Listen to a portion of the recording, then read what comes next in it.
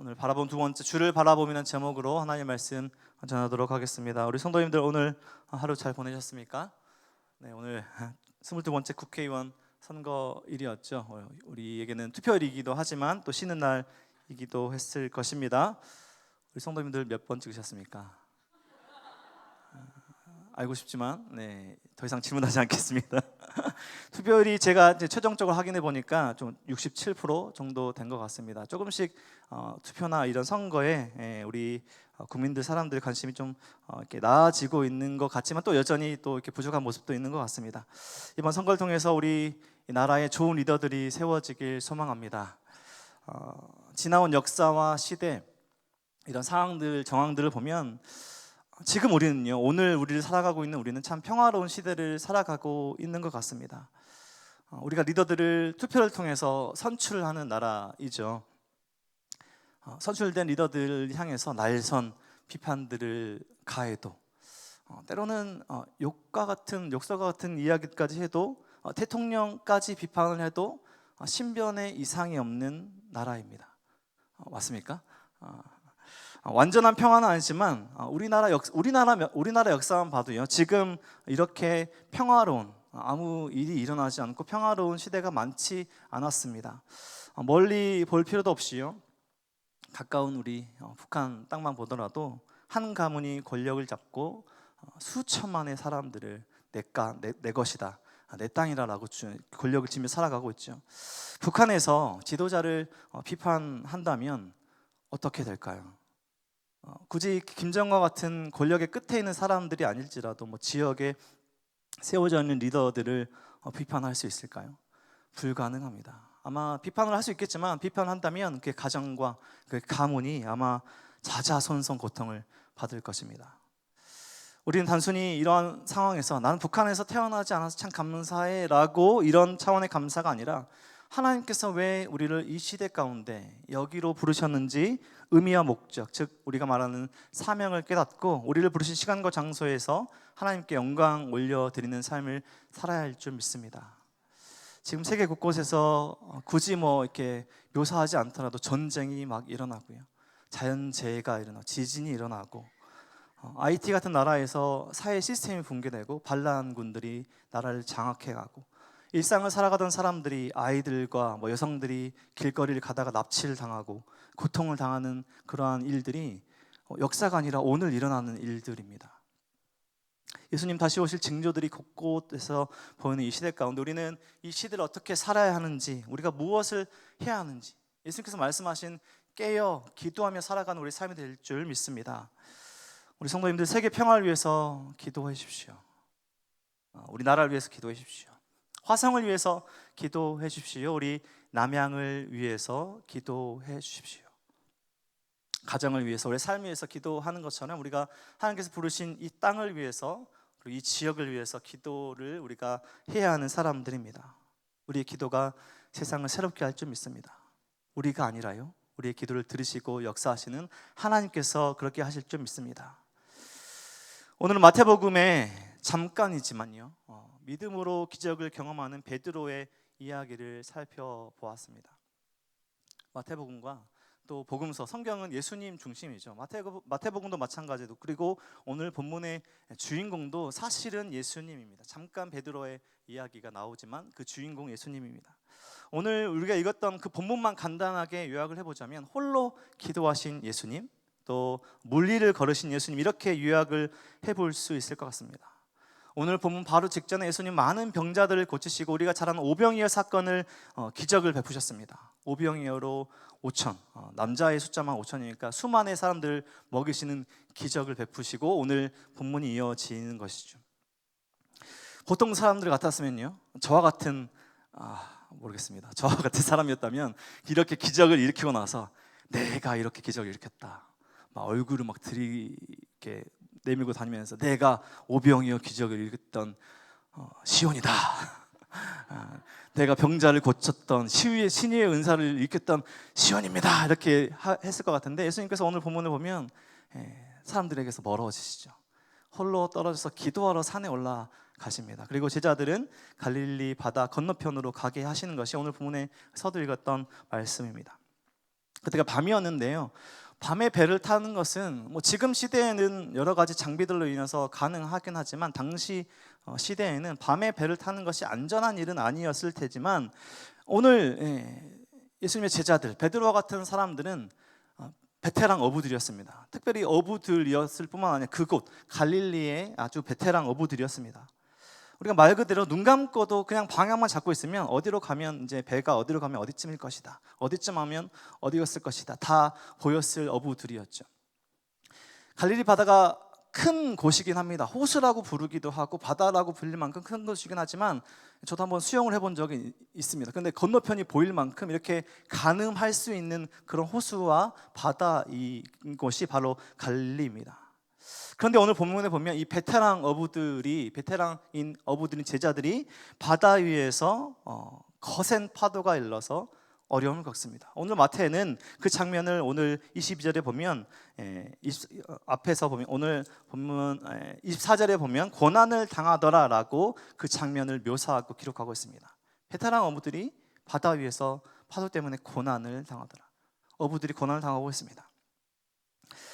마태복음 8장에도 제자들은 풍랑을 만난 적이 있습니다. 그때는 예수님과 함께 있었죠. 예수님과 함께 있을 때 예수님께서 주무시다가 풍랑을 만나서 이제 제자들이 무서워서 예수님 일어나 보세요 막 이런 일들이 있었죠. 그때도 예수님께서 바다와 바람을 꾸짖으셔서 잠잠케 하신 일을 이미 오늘 14장인데 8장에서 이미 경험했던 제자들이었습니다. 예수님의 이런 기적들이 갑자기 나타난 게 아니라 제자들은 계속해서 예수님의 큰 기적들을 경험해오고 오늘 본문까지 이르렀던 것이죠.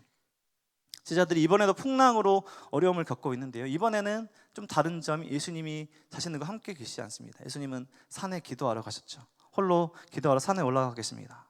풍랑으로 본인들이 이제 제자들이 고통을 당하고 있습니다. 오늘 본문을 보면 밤 사경은 새벽 3시에서 6시 사이를 말하는 것인데요.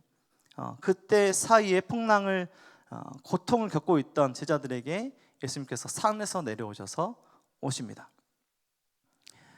길게 설명하지 않고 그냥 짧게 설명해 보자면 이렇게 예수님께서 등장하시는 장면이 놀라운 장면으로 나타나십니다. 영화에서나 재현 가능할 것 같은 풍랑이는 그 갈릴리 바다에 예수님께서 걸어오시는 장면입니다.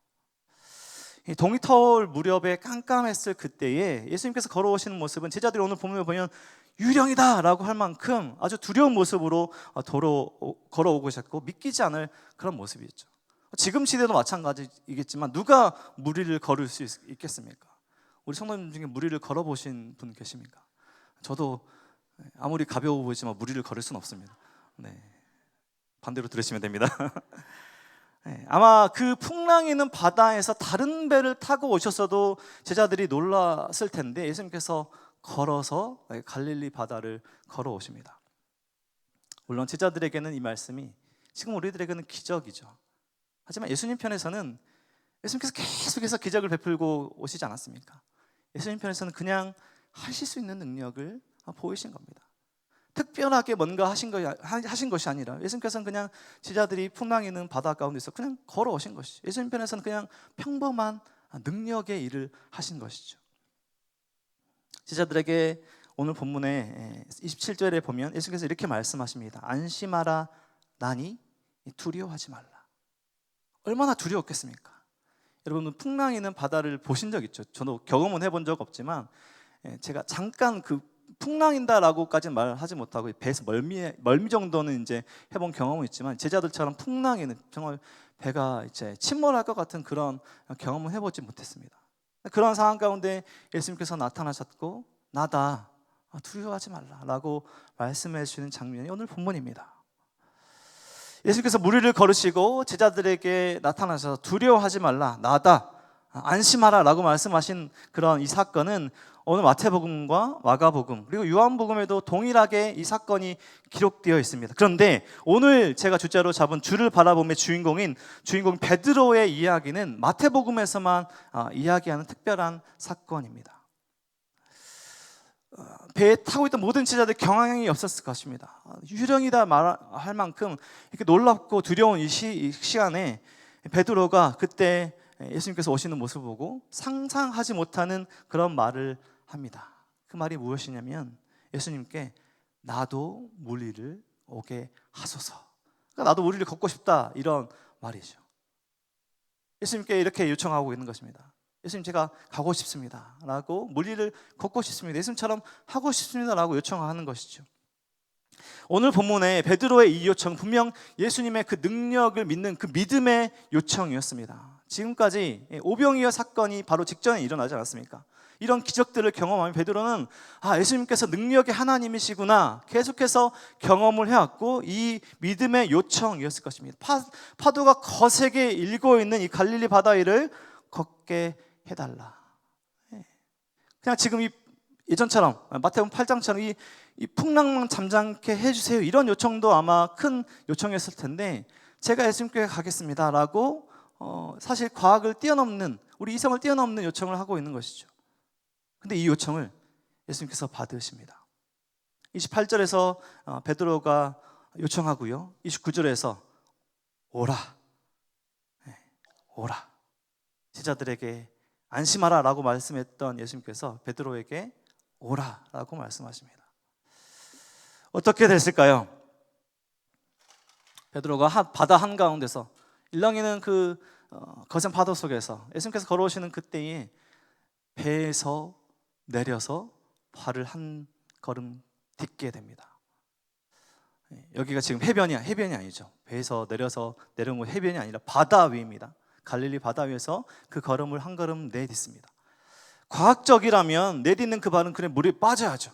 우리가 늘상 경험하는 그냥 바다에 가더라도, 우리가 바다 위를 걷는 게 아니라 그냥 걸어가더라도 우리 잠기고 또 우리 몸이 빠져가지 않습니까? 물에 빠지는 일이 일어나야 되는데 과학적이 아니라 기적적인 일이 일어나죠. 예수님처럼 베드로도 물 위를 걷게 됩니다. 놀랍지 않습니까? 저는 오늘 본문을 이렇게 묵상하고 예전에도 이런 생각을 해본 적이 있는데, 어떤 느낌이었는지 나중에 베드로를 만나면 물어보고 싶습니다. 그때 딱 내딛었을 때 정말 우리가 땅을 내딛는 그 딱딱한 그런 느낌이었는지, 아니면 말랑말랑한 스폰지 같은 느낌이었는지 이렇게 물어보고 싶은데, 아무튼 베드로는 물 위를 걸어서 예수님께로 나아갑니다. 그런 일들이 일어났죠. 그래서 24절에 보면 오라 했을 때 베드로가 배에서 내려 물 위를 걸어서 예수께로 갔다. 그냥 베드로가 갔을 것이다 이렇게 말한 게 아니라 물 위를 걸어갔다라고 성경에서 이야기하고 있습니다. 물 위를 걸었다라고 이야기하고 있습니다. 우리가 과학적인 이성적인 모든 것들을 넘어서서 베드로가 그 물 위를 걷는 경험을 했다라고 성경은 분명히 이야기하고 있습니다. 몇 걸음 걷고 있다가, 그런데 예수님께 끝까지 가지 못하고 베드로의 몸이 갑자기 물에 빠집니다. 예수님께 구원을 요청하죠. 그때도 아마 느낌이 어땠을지, 걷고 있다가 갑자기 딱딱한 곳에서 갑자기 물이 되어서 쑥 빠졌는지, 빠지게 된 그 순간에 예수님께 부르짖죠. 구원해 주셔서, 예수님 나 좀 살려주세요 이렇게 요청하죠. 예수님께서 물에 빠져 있는 베드로의 손을 잡아서 구해 주시고, 믿음이 작은 자여 왜 의심하느냐. 마태복음 8장에서 제자들에게 하신 말씀을 동일하게 이야기하십니다. 풍랑을 보고 두려웠던 제자들에게 믿음이 작은 자들이여, 베드로에게 동일하게 말씀하십니다. 믿음이 작은 자여 왜 의심하느냐. 분명히 믿음으로 요청했을 그런 믿음의 결단 앞에 실제적으로 일어나니까 의심했던 베드로의 그 의심을 예수님께서 꼬집어 책망하신 것이죠. 오늘 본문에 보면 마태는 베드로가 빠진 이유를 30절에 이야기하고 있는데요, 무서워서라고 설명하고 있습니다. 그리고 한 단어를 앞에 붙여놓습니다. 보다라는 단어를 사용합니다. 30절에 보면 바람을 보고 무서워 빠져가는지라 소리질러 이르되 주의 나를 구원하소서. 무서워 빠졌다. 그런데 그때 베드로가 무엇을 보았냐면, 그가 무엇을 보았다고요? 바람을 보았다. 바람을 보았다. 실제 바람이 일으켜서 바람을 보았다는 것보다는 바람이 일으키는 거센 파도가 눈에 보였겠죠. 믿음으로 예수님께 요청하고 예수님께서 오라라고 명령하시고 예수님을 바라보며 나아갈 때는 예수님과 같이 물 위를 걸었던 베드로가 바람을 보자 어떻게 됩니까? 물에 빠지게 됐던 것입니다. 예수님을 바라보며 담대하게 나왔던 베드로가 바람을 보고 무서워하고 두려워하자 물에 빠졌던 것이죠. 그래서 마태는 오늘 30절에 보고라는 단어를 사용하고 있습니다. 베드로가 믿음이 작아지고 언제 의심하게 되었냐면 언제입니까? 바람을 바라보았을 때입니다. 바람을 보았을 때입니다. 베드로가 무엇을 봐야 됩니까? 누구를 봐야 됩니까? 주님을 봐야죠. 예수님이 아니라 바람을 주목하였을 때 베드로는 무너집니다. 베드로가 물에 빠집니다. 그냥 배에서 내려서 바로 빠진 게 아니라 걷다가 믿음을, 기적을 경험하다가 바람을 보고 거센 일렁이는 파도를 보고 두려워하자 물에 빠졌던 것입니다. 3절에 썼던 그 보다라는, 보고라는 이 단어가 사실은 마태복음에서 종종 등장합니다. 복음서에서 종종 등장하는 단어입니다.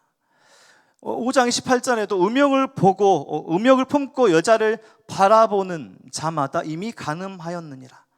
10장 3절에 보면 형제의 눈 속에 있는 티는 보고 내 눈 속에 있는 들보는 깨닫지 못하였느니라.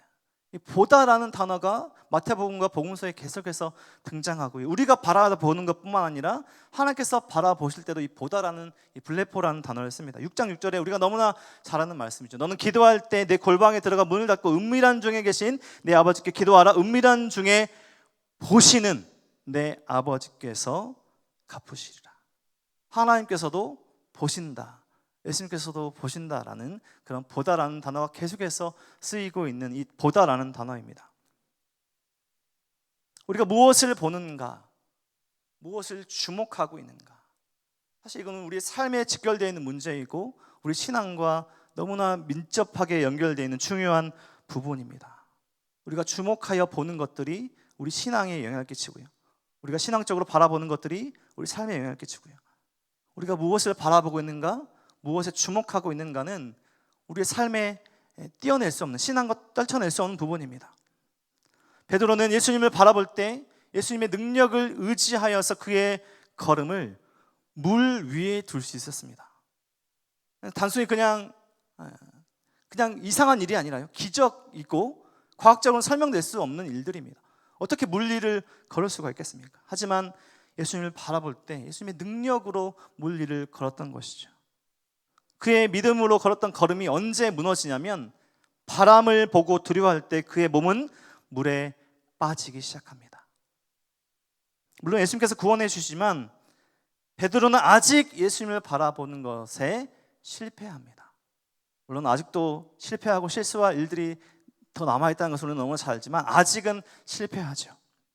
여러 번 이 바로 직전에도 베드로는 예수님의 그 놀라운 기적을 경험했습니다. 오병이어로 수천 명을 먹이시고 아픈 병자들을 고치시고 사람들 안에서 죽은 자를 살리시고 일으키시고 많은 것들을, 기적을 베푸신 것들을 베드로는 옆에서 경험했습니다. 그러한 일들이 자신도 물 위를 걷게 해달라는 믿음을 요청하는 이유와 힘이었지만 실제 그 일이 일어나자요, 베드로는 바람을 보고 두려움에 빠집니다. 바람을 보고 두려워합니다.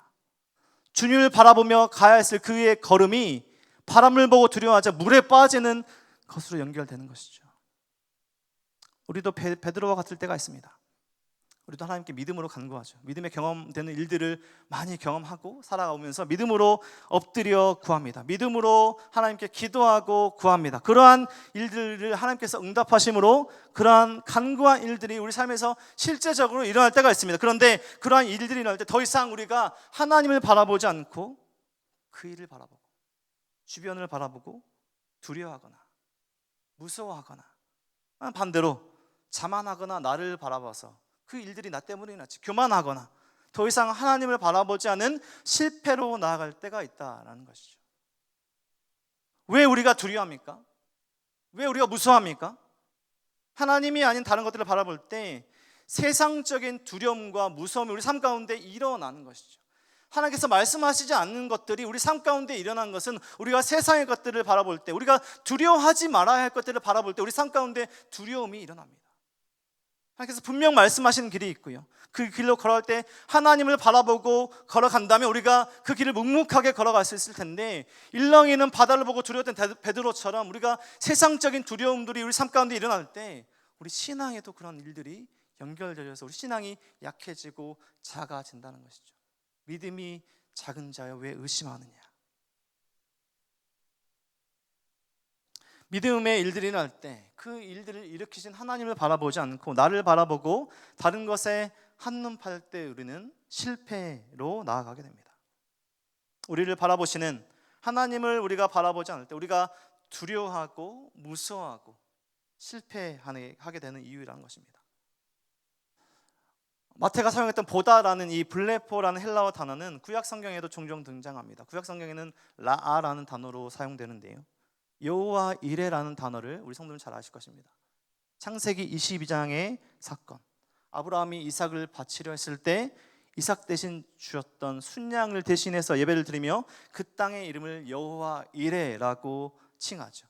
여호와 이레라는 것이 하나님께서 준비하시리라, 이레 준비하시리라는 단어, 하나님께서 공급하시리라라는 단어인데요, 이때 그 단어가 라아, 보다라는 단어입니다. 하나님께서 왜 어떻게 준비하실 수 있냐면 하나님께서 보고 계시기 때문이죠.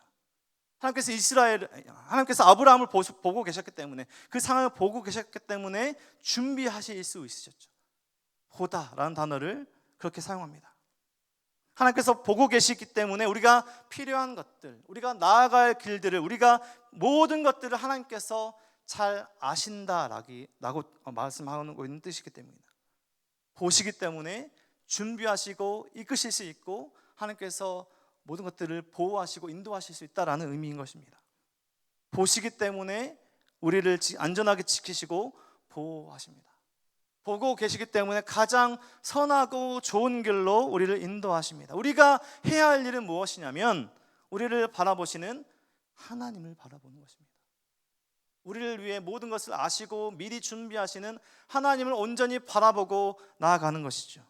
베드로가 해야 했던 것은요, 베드로가 바라봐야 했던 것은 자신을 물 위로 걷게 하신 예수님을, 주님을 바라보는 것이었습니다. 하지만 주님을 바라보는 것에 실패했을 때 베드로는 물에 빠졌던 것입니다. 바람을 보고 두려워하고 무서워하며 물에 빠졌던 것입니다. 우리 성도님들, 주님을 온전히 바라보고 계십니까? 보고 계십니까? 은밀한 중에도, 세상 사람들 다 모르는 그 장소와 그 상황 가운데서도 우리를 바라보고 계시는 주님을, 하나님을 바라보고 계십니까?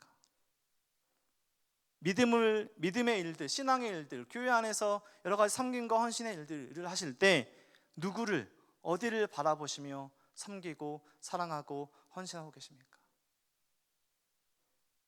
우리는 하나님을 바라봐야 할 줄 믿습니다. 제가 하진 못했는데요, 제가 오늘 설교를 시작하며 제 아들 하늘이를 이 자리에 오게 해서 인사를 좀 시켜드리고 싶었습니다.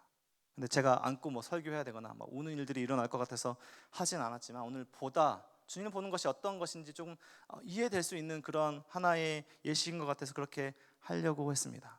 어떤 것을 의미했냐면, 하늘이가 아기 때문에 이제 20개월 됐는데 어두운 곳, 큰 음악 소리가 있는 곳, 그런 곳에 들어가지 못합니다. 우리 다 경험해 보셨겠지만 아이들이 그런 곳에 가면 웁니다. 또 특별히 이렇게 조심성이 많아서 어디 가더라도 좀 이렇게 주위를 관찰하고 좀 안전하다고 생각하고 난 뒤에야 움직입니다. 물론 교회가 하늘에게 낯선 곳은 아니었겠지만요, 제가 엎드린 기도에 첫 설교했을 때가 있습니다. 올해 이제 들어서 엎드린 기도에 첫 설교하던 날, 저는 이제 설교하고 기도회를 인도하느라 이렇게 보진 못했는데, 그 어두워서 이제 보이지 못한 이유도 있는데, 기도회 때 계속해서 하늘이가 엄마에게 뛰쳐나와서 앞에까지 왔다는 이야기를 나중에야 들었습니다. 이렇게 악기 있는 데까지 올라오고 강대상에 올라오려고 했던 그런 이야기를 나중에 들었던 것이죠.